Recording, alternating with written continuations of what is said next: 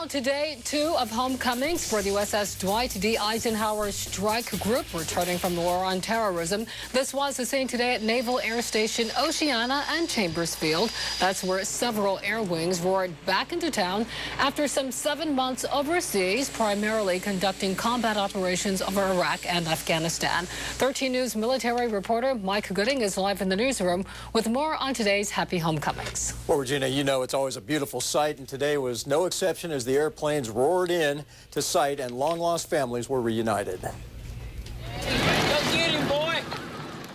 After 7.5 months of waiting, it was time to bust loose as the 61 aircraft which made up the USS Dwight D. Eisenhower Airwing returned home to Hampton Roads. Finally. Wave after wave of crisp formations of FA-18 Hornets and Super Hornets soared majestically over Naval Air Station Oceana, signaling the end of a grueling wartime deployment. Returning to Oceana were Strike Fighter Squadrons 83, 103, 131, and 143. What's it mean to have them back? It's awesome. It's just great. While gone, they flew more than 3,400 combat sorties over Iraq and Afghanistan. Job one, protecting U.S. and coalition forces on the ground.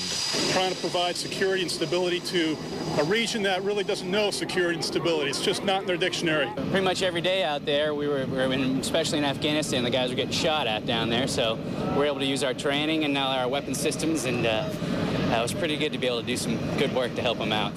At Naval Station Norfolk, the Tiger Tails of Carrier Airborne Early Warning Squadron 125 and their E-2C Hawkeyes returned as well, equally proud of the vital role they played.